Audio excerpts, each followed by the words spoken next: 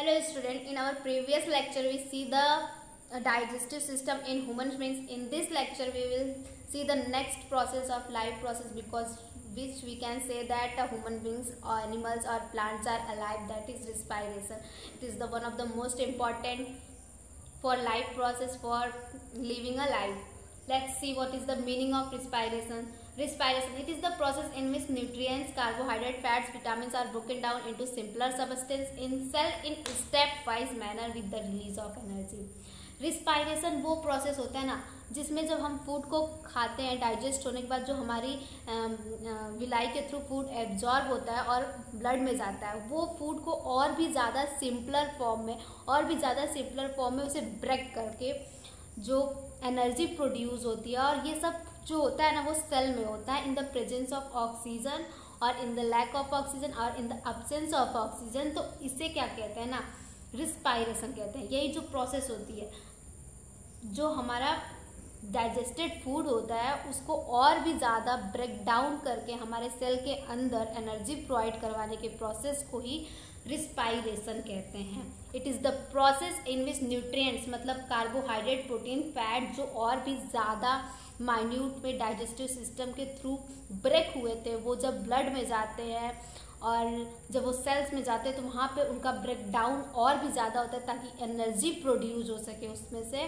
तो उस प्रोसेस को क्या कहते हैं, रिस्पायरेशन कहते हैं। ये तो ऑक्सीजन के प्रेजेंस में होता है तो उसे एरोबिक रिस्पायरेशन कहते हैं, और नहीं होता है ऑक्सीजन के प्रेजेंस में तो एनारोबिक रिस्पायरेशन कहते हैं, जो कि हम नेक्स्ट टॉपिक में कवर करेंगे। इसके बाद आता है breathing. Many peoples are confuse in difference between the respiration and breathing, but we can say that breathing is the part of respiration, लेकिन respiration is not the part of breathing, because in respiration energy is produced but in breathing only exchange of gases takes place। मतलब कि oxygen का हमारे अंदर जाना, हमारे lungs में जाना, और कार्बन डाइऑक्साइड का लंग्स से माउथ के थ्रू बाहर निकलने को क्या कहते हैं, ब्रीथिंग कहते हैं। मतलब इनहेलेशन एंड एक्सहेलेशन। इनहेलेशन मतलब taking the oxygen and exhalation मतलब रिमूवल ऑफ कार्बन डाइऑक्साइड। और ये लिविंग ऑर्गेनिज्म में होता है, और इसमें सिर्फ इन्वायरमेंट से लंग इन्वॉल्व होता है, लंग से इन्वायरमेंट से ऑक्सीजन लेते हैं और फिर लंग्स में वो जाता है, और लंग्स से फिर कार्बन डाइऑक्साइड माउथ के थ्रू इन्वायरमेंट में जाता है।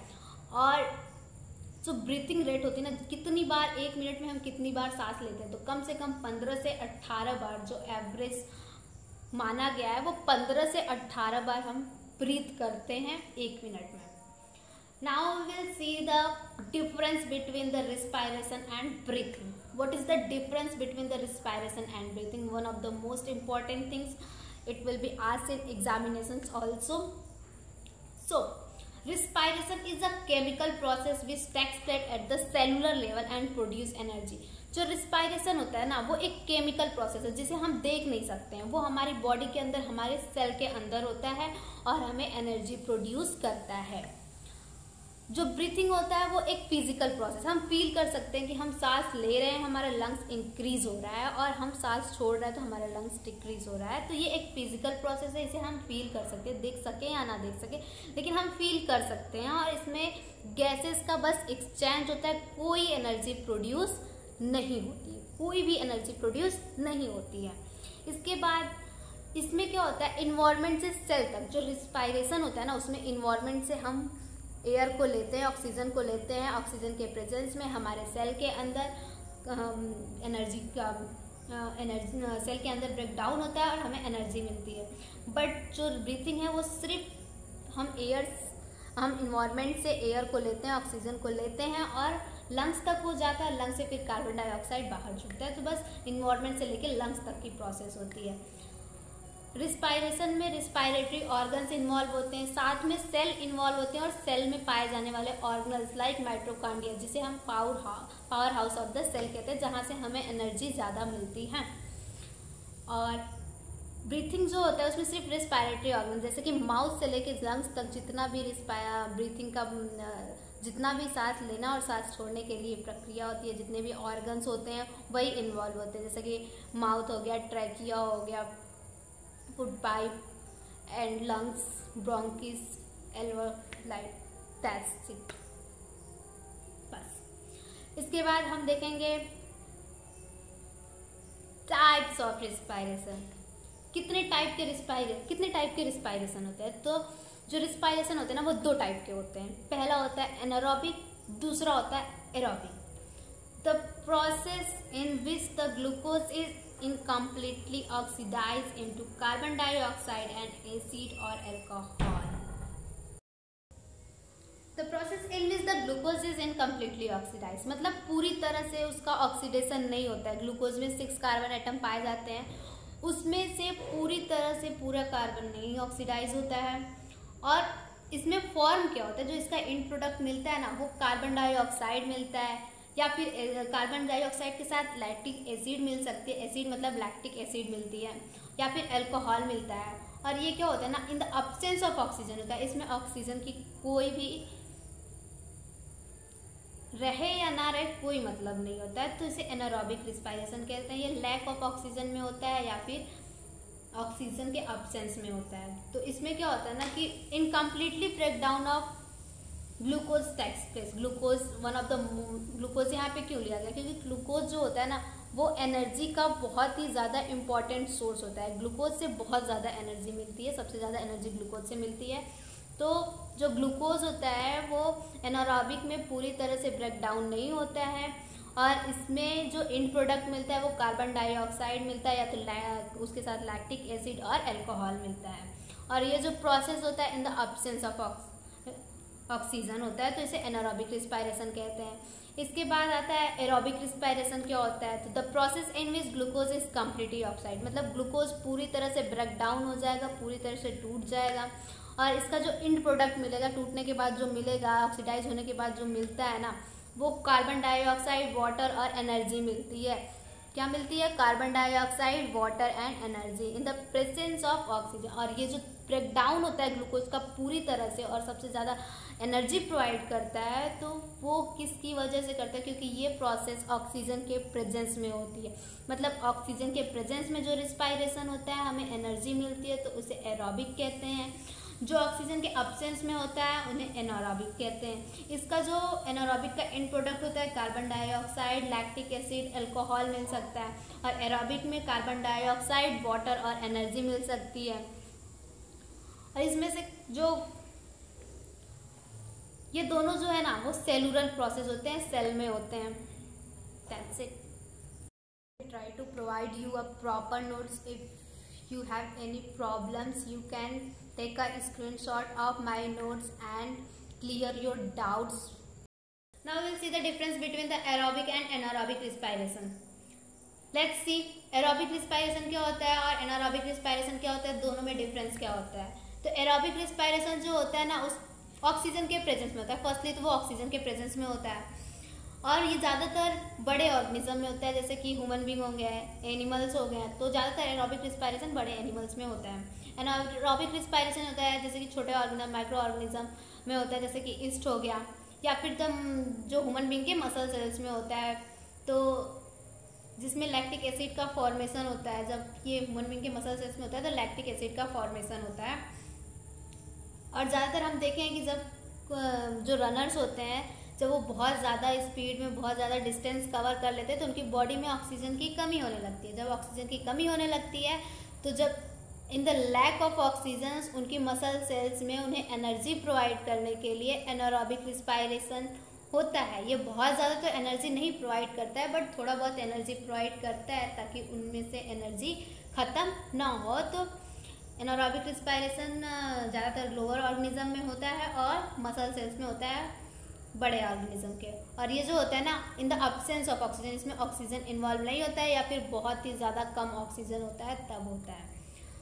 एरोबिक रिस्पायरेशन में completely breakdown of glucose takes पे जो ग्लूकोज होता है उसका पूरी तरह से ब्रेकडाउन हो जाता है और उसका and product carbon dioxide H2O plus energy मिलता है, हमें एनर्जी मिलता है। और इसमें हमें एनर्जी ज़्यादा मिलती है। एरोबिक रिस्पायरेशन में हमें एनर्जी ज़्यादा मिलती है क्योंकि उसमें कंप्लीटली जो ग्लूकोज होता है ब्रेक हो जाता है सेल्स में। और एनारोबिक में जो होता है कि incompletely break down oxidation of glucose takes place, इसमें पूरी तरह से ग्लूकोज ब्रेक डाउन नहीं होता है तो इसमें जो एंड प्रोडक्ट मिलता है या तो अल्कोहल मिलता है या तो लैक्टिक एसिड मिलता है, जिस तरह जिसमें हो। अगर ईस्ट में होता है तो अल्कोहल मिलता है, अगर मसल्स में हो तो लैक्टिक एसिड मिलता है, और H2O वाटर मिलता है प्लस एनर्जी मिलती है। इट प्रोड्यूस मोर एनर्जी पर glucose molecules that is 336 ATPs। जो एरोबिक रिस्पायरेशन होता है ना, उसमें क्या होता है, एनर्जी जो प्रोड्यूस होती है वो 36 ATP होती है, इंडोसिन ट्राइफॉस्फेट जिसे बोला जाता है। 36 ATP होती है, मतलब बहुत ही ज़्यादा। एक ग्लूकोज मॉलिक्यूल टूटता है तो उससे 36 ATP निकलती है। और यही एनारोबिक में अगर एक ग्लूकोज मॉलिक्यूल टूटता है तो उससे सिर्फ 2 ATP निकलती है, जो कि एरोबिक से बहुत ही कम है, but it is still more important because in lack of oxygen it provide energy to live. It is completed in cytoplasm and mitochondria।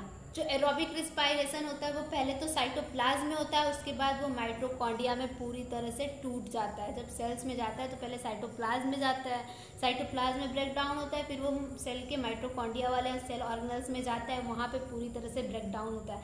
लेकिन एनारोबिक में सिर्फ साइटोप्लाज्म तक जाता है, ऑक्सीजन नहीं होने की वजह से वो माइटोकॉन्ड्रिया के पास नहीं पहुंच पाता है।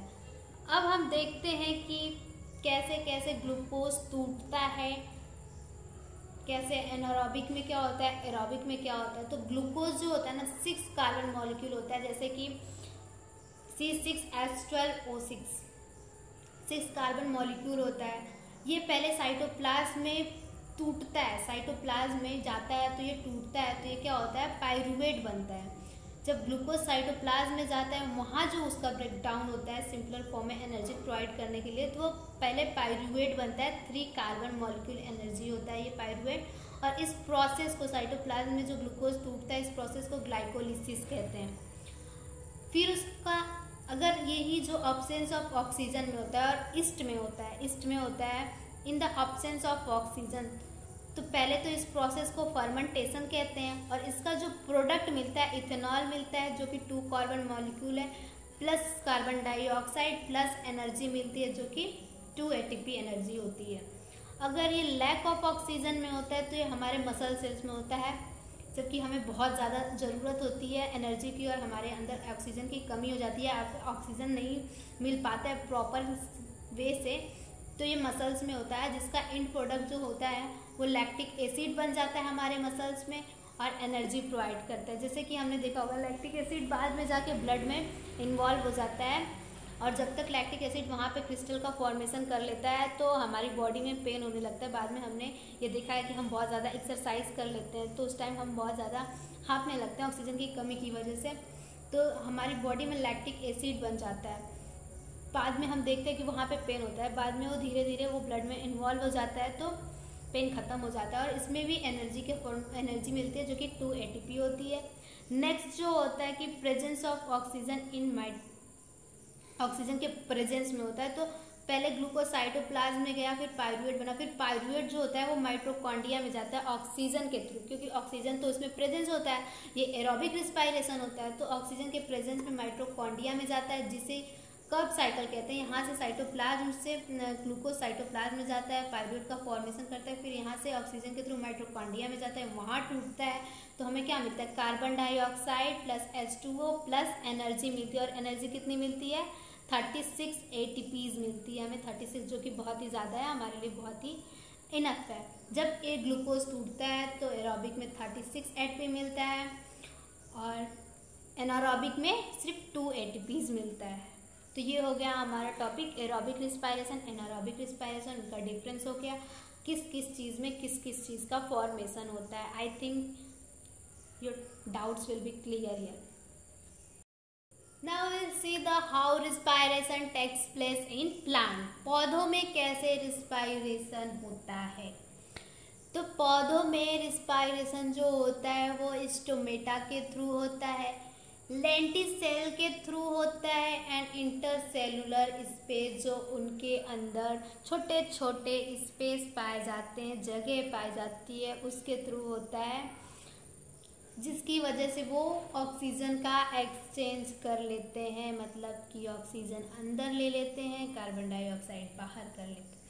तो देखते हैं स्टोमेटा जो होता है ना, जैसे कि हमने देखा है कि जब उसे ऑक्सीजन की ज़रूरत होती है तो वो स्टोमेटा खुल जाता है, जिसकी वजह से स्टोमेटा जब खुलता है तो उसमें ऑक्सीजन अंदर चला जाता है और उसी टाइम कार्बन डाइऑक्साइड जो होती है वो बाहर निकल जाती है। अगर कार्बन डाइऑक्साइड का यूज़ नहीं है फोटोसिंथेसिस में, तो अगर नाइट का टाइम है तो जो ऑक्सीजन होता है वो अंदर जाता है तो कार्बन डाइऑक्साइड जो होती है वो बाहर निकल जाती है। अगर डे का टाइम है तो कार्बन डाइऑक्साइड दोनों अंदर जाती हैं और कार्बन डाइऑक्साइड का फोटोसिंथेसिस में यूज़ हो जाता है, तो कार्बन डाइऑक्साइड दिन के टाइम नहीं निकलती। स्टोमेटा ऐसे खुलता है, जब ऐसे खुलता है तो इसमें एयर भर जाती है, ऑक्सीजन और कार्बन डाइऑक्साइड भर जाता है, और फिर जब वो बंद होता है तो इसमें कार्बन डाइऑक्साइड की अगर ज़रूरत नहीं होती है तो वो निकल जाता है, अगर ज़रूरत होती है तो फोटोसिंथेसिस में यूज़ हो जाता है। तो इस तरह से जब स्टोमेटा खुलता है, गार्ड सेल्स खुलते हैं, तो उसमें एयर का ट्रांसफरेशन एक्सचेंज हो जाता है, ऑक्सीजन का एक्सचेंज हो जाता है।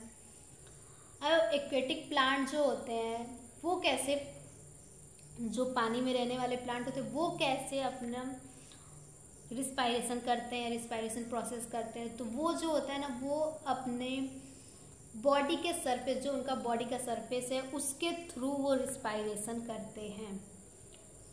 नेक्स्ट है कि एक्सचेंज और लेंटिसेल्स, यहाँ पे एक वर्ड है लेंटिसेल्स। क्या होता है लेंटिसेल्स? जो स्टेमी प्लांट होते हैं उनमें छोटे छोटे जो उनकी ऊपर की छाल होती है, स्किन होती है, उस पर छोटे छोटे होल्स होते हैं, ऐसे छोटे छोटे होल्स होते हैं,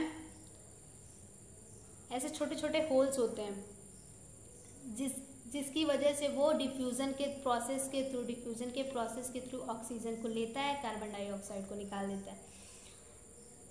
तो इस तरह से ये जो लेंटिसेल्स होते हैं वो रूट्स में प्रेजेंट होते हैं या फिर स्टेम्स पे प्रेजेंट होते हैं, जो वुडी टाइप के स्टेम होते हैं उस पर प्रेजेंट होते हैं। इसके थ्रू वो ऑक्सीजन लेता है, कार्बन डाइऑक्साइड तो स्टोमेटा के थ्रू निकल जाता है, इससे ऑक्सीजन लेता है। वो रूट से, जो सॉइल में ऑक्सीजन होते हैं रूट वहाँ से ऑक्सीजन ले लेता है, ये एयर से ले लेता है ऑक्सीजन।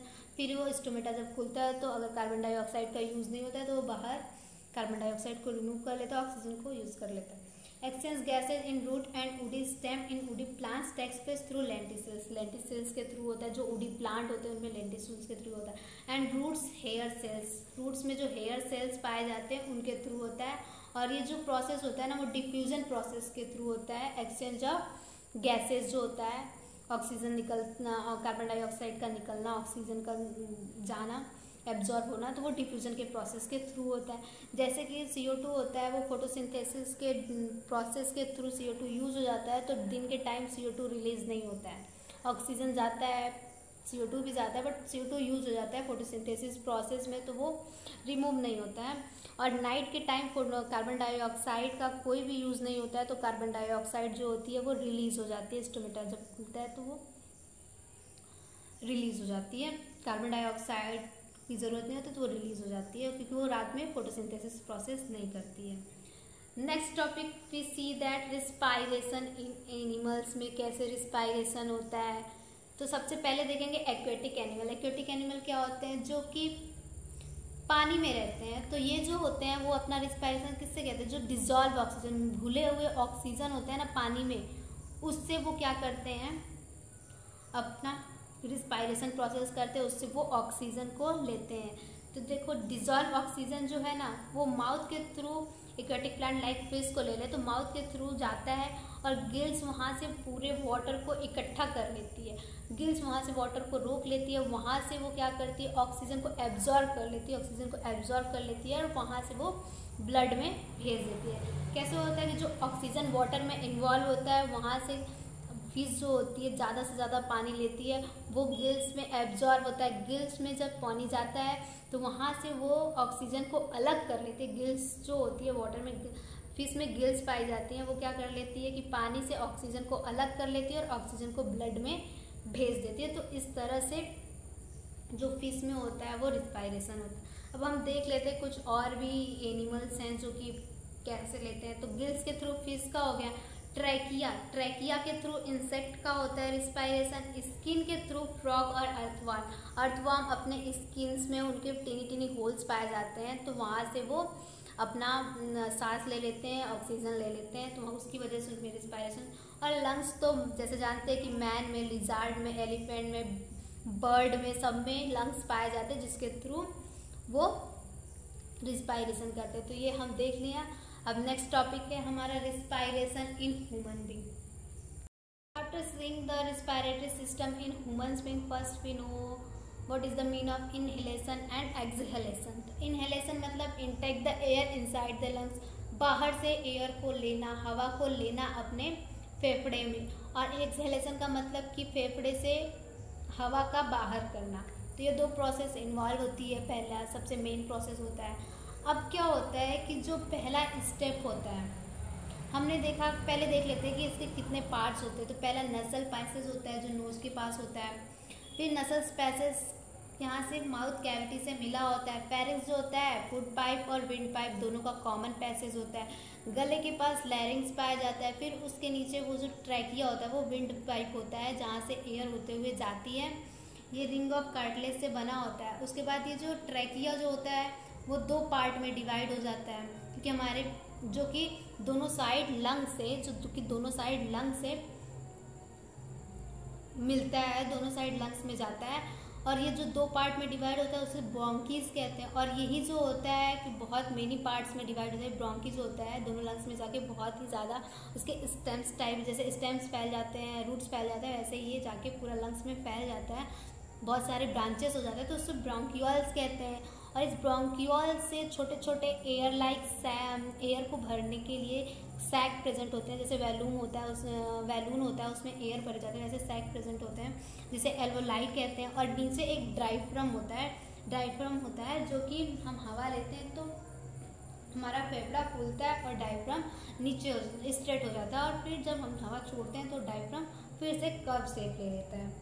तो let's see what will be happen when we takes a air in और आउट। पहले क्या होता है कि एयर नोस्ट्रिल के थ्रू इंटर करती है। एयर नोस्ट्रिल के यहाँ से, नोस्ट्रिल है नाक से, एयर इंटर करती है और फिर नोस्ट्रिल में नसल कैविटी पाई जाती है। नसल कैविटी क्या करती है कि नसल कैविटी जैसे कि वो फ्लूइड प्रेजेंट होता है हमारे नोज में, जो कि डस्ट पार्टिकल से चिपक जाता है ताकि डस्ट पार्टिकल एयर के साथ हमारे बॉडी में इंटर ना करे। और हमारे नोज में हेयर भी प्रेजेंट होता है जो कि डस्ट पार्टिकल अंदर ना जाए, इससे प्रोटेक्ट करता है। उसके बाद जो नोस्ट्रिल के बाद जो एयर इंटर करती है नसल कैविटी के थ्रू, फिर वो जाती है फेरिंग्स में जाती है। वो फेरिंग्स जो होता है ना, वो कॉमन पैसेज होता है फूड का, एयर का। तो फेरिंग्स क्या करता है कि वो विंड को जाने के लिए जो वहाँ पे एक कैप होता है उसे खोल देता है ताकि विंड जाए और जो फूड है वो अंदर न जाए। फूड वाला जो फूड पाइप होता है उसे बंद कर देता है और विंड पाइप को खोल देता है। उसके बाद जो होता है कि फेरिंग्स के बाद वो लैरिंग्स में जाता है, लैरिंग्स में जाती है। फिर लैरिंग्स से होते हुए वो विंड पाइप में जाती है। विंड पाइप के थ्रू वो क्या होती है कि वो ब्रोंकीज में जाती है। जो विंड पाइप है वो दो पार्ट में डिवाइड हो गया है। ब्रोंकीज में दो पार्ट में ऐसे, दो पार्ट में ऐसे, दो पार्ट में ऐसे, दो पार्ट में डिवाइड हो गया है। तो वो ब्रोंकी में जाती है। उसके बाद वो ब्रोंकीज के थ्रू एयर ब्रोंकियोल्स में जाता है। ब्रोंकियोल्स में ये सब लंग्स में प्रेजेंट होते हैं। ब्रोंकीज और ब्रोंकियोल्स जो होते हैं लंग्स में प्रेजेंट होता है। फिर वो ब्रोंकियोल्स में जाता है। ब्रोंकियोल से छोटे छोटे वैल्यूम लाइक स्ट्रक्चर, छोटे छोटे वैल्यूम जैसे हवा भरने के लिए एल्वोलाई प्रेजेंट होते हैं। एयर सैक होता है, एक एयर भरने की जगह होती है, उसमें जाता है। और फिर वहाँ से एल्वोलाई जो होती है वो ऑक्सीजन को एब्जॉर्ब करती है और वो ऑक्सीजन को फिर पूरे बॉडी में ट्रांसफ़र कर देती है। वहाँ से जो नर्व्स अटैच होते हैं उसके थ्रू पूरे ऑक्सीजन को ब्लड के थ्रू ट्रांसफ़र कर देती है बॉडी में। और जो कार्बन डाइऑक्साइड ब्लड के थ्रू लाए गए होते हैं लंग्स में, उसको सेम प्रोसेस से लंग्स से ब्रोंकियोल्स में, ब्रोंकियोल से ब्रोंकीज में, ब्रोंकीज से ट्रैकिया में, ट्रैकिया से लैरिंग्स, फेरिंग्स होते हुए नोस्ट्रिल के थ्रू वो कार्बन डाइऑक्साइड बाहर निकल जाती है। तो इस तरह से पूरा प्रोसेस होता है। अब हम देख लेते हैं स्टेप बाय स्टेप क्या है। The air इंटर्स through nostril, nostril के थ्रू एयर, यहाँ एयर नोस्ट्रिल के थ्रू एयर इंटर कर रही है। फिर क्या है कि नॉस्ट्रिल से इंटर कर रही है नसल कैविटी और फेरिंग्स में, नसल कैविटी एंड फेरिंग्स में फिर इंटर कर रही है। फिर क्या कर रही है, air from pharynx it goes to larynx, pharynx से जाके लैरिंग्स में जा रही है, जो थ्रोट होता है जो कि साउंड प्रोड्यूस करता है, यहाँ से साउंड निकलता है। फिर वहाँ से जो होता है वो ट्रैकिया में जाती है, विंड पाइप में जाती है। विंड पाइप 2 पार्ट में डिवाइड होता है, वो ब्रोंकी कहलाता है, ब्रोंकी में जाती है, ब्रोंकी से ब्रोंकियोल्स में जाती है। ब्रोंकियोल्स जो ब्रोंकी होता है डिफरेंट ब्रांचेस में डिवाइड हो जाता है लंग्स में, डिफरेंट ब्रांचेस में जो होता है फैल जाता है लंग्स में, वहाँ चली जाती है। इस ब्रोंकियोल से छोटे छोटे एयर भरने के लिए छोटे छोटे सैक प्रेजेंट होते हैं, जैसे एल्वोलाई कहते हैं, वहाँ पे जो ऑक्सीजन होती है वहाँ पे चली जाती है। और जो यहाँ से फिर ऑक्सीजन क्या होता है पूरी बॉडी में ब्लड के थ्रू ट्रांसफ़र हो जाता है, और फिर वही जाके फिर क्या करता है कि पूरी बॉडी में जब वो ट्रांसफ़र हो जाता है ऑक्सीजन, तो फिर उसी के प्रेजेंस में सेल्स, उसी की हेल्प से सेल्स में जो होता है कि फूड का ब्रेक डाउन होता है ताकि हमें एनर्जी मिल सके। और जो कार्बन डाइऑक्साइड आए होते हैं पूरे ब्लड से लंग्स में, वो उसी के थ्रू यहाँ से ब्रोंकियोल से ब्रोंकीस, ब्रोंकीस से ट्रैकिया, ट्रैकिया से लैरिंग्स, फेरिंग्स होते हुए फिर नसल पैसेज के थ्रू, नसल नोस्ट्रिल के थ्रू बाहर निकल आता है। तो ये पूरा प्रोसेस हो गया ह्यूमन रिस्पायरेटरी सिस्टम। इस तरह से ह्यूमन बींग्स क्या होते हैं कि सांस को लेते हैं, सांस को छोड़ते हैं, और इस तरह से ही उनकी जो ऑक्सीजन जाता है उनकी बॉडी में, ब्लड के थ्रू पूरी बॉडी में ट्रांसफ़र होता है सेल्स की, फिर सेल्स में एनर्जी प्रोड्यूस होती है ऑक्सीजन के प्रेजेंस में, जिसकी वजह से ह्यूमन बींग को एनर्जी मिलती है, और एनर्जी की वजह से वो अलाइव रहते हैं। तो ये पूरा प्रोसेस जो हो गया रिस्पायरेशन जो होता है, लाइफ प्रोसेस का जो प्रोसेस है वो हमने कंप्लीट कर दिया। And if you have any doubt please comment and ask to me, and if you like my videos, my explaining method, please like so I will know I will explaining well or not. And if you have any doubt, any query or any mistake, then please told me in comment box. Please subscribe my channel, share my video so other students also get the knowledge. Thank you.